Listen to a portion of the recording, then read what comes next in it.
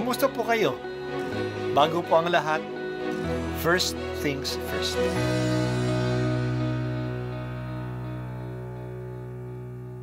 Good morning po. Sinisimulan po natin ngayon ang first things first.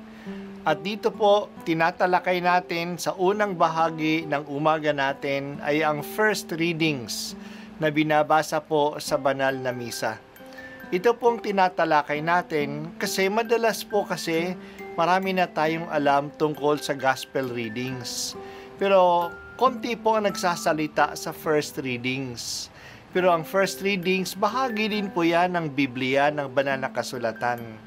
Kaya susubaybayan po natin ang mga first readings, basahin po natin at kuminsan kailangan ng basahin ng 2 o 3 beses bago maintindihan kasi hindi po tayo familiar sa mga istorya at sa mga kaisipan na tinatalakay dito.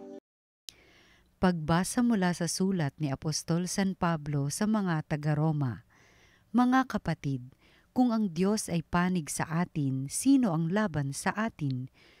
Hindi niya ipinagkait ang sarili niyang anak, kundi ibinigay para sa ating lahat.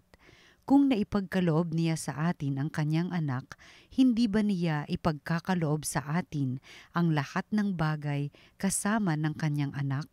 Sino ang maghaharap ng sakdal laban sa mga hinirang ng Diyos, gayong ang Diyos ang nagpapawalang sala sa kanila? Sino nga ang hahatol ng kaparusahan? Si Kristo Jesus bang nasa kanan ng Diyos?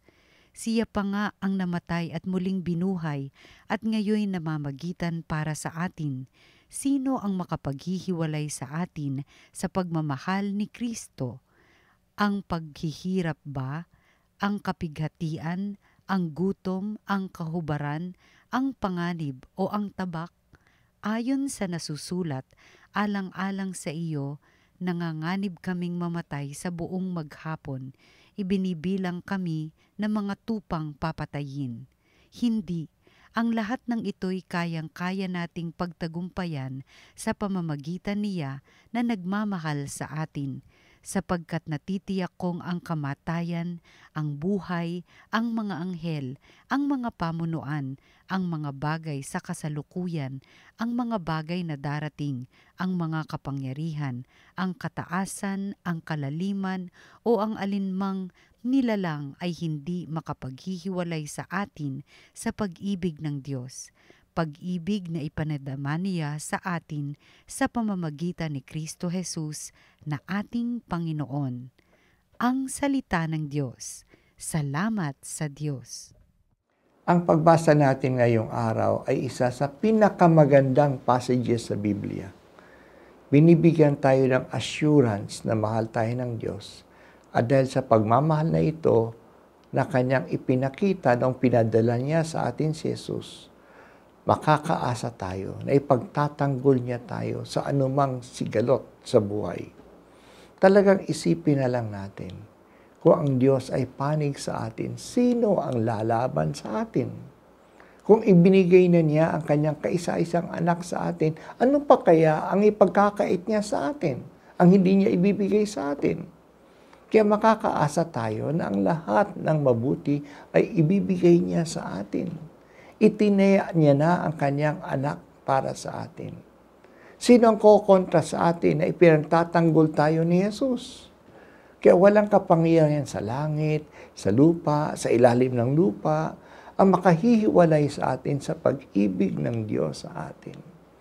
Kaya huwag tayong matakot. Manalig tayo.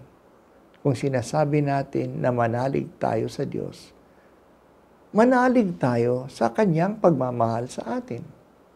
Kaya hindi niya tayo pababayaan. Ano man hadlang sa paglapit natin sa Diyos, anumang problema na darating sa ating buhay, ay mapagtatagumpayan natin sa tulong ng Diyos na sumasa atin. Kaya huwag tayong matakot, huwag tayong mag-alangan. It is good to think that we are loved. Talagang mahal tayo. Mahal tayo ng Diyos mismo. Siya ang nagbigay ng buhay sa atin. Una sa lahat, hindi tsamba. It's not by chance. na tayo dumating sa mundo. Ginusto ng Diyos ang bawat isa sa atin. Ginusto ako ng Diyos kasi mahal niya ako. Binigyan niya ako ng buhay. Pangalawa, ginusto din ng Diyos na maging Kristiyano ako, na makiisa ko sa buhay ng Diyos mismo. Yan ang ibig sabihin ng binyag. God shares His life with us. Yan yung tinatawag natin na sanctifying grace. Hindi naman niya ibinahagi ang kanyang buhay. Minabutin rin niya na tayo makilala natin siya. Ang iyong pagsunod, panunood sa first things first ay grasya ng Diyos na lalo niyong mapahalagahan ang salita ng Diyos. Hindi ko alam paano niyo nalaman ang first things first. Ito'y paraan ng Diyos na akitin tayo sa kanyang salita. At hindi lang na natagpuan natin ang first thing first. Nagpapatuloy pa tayo sumabayway dito. Ito'y tanda ng kanyang pagmamahal sa atin. Ipinuna ng Diyos sa inyong puso ang pagnanais na lalong malaman ang kanyang salita. Talagang mahal ka ng Diyos. Huwag kang matakot. Itaas mo ang iyong noo. Minamahal ka, kakaibiganin ka, at kaibig-ibig ka sa Diyos. Maraming salamat, Panginoon, sa iyong pagmamahal sa akin. Tulungan po ninyo ako na hindi ito makalimutan. Hindi ko ito pagdududahan.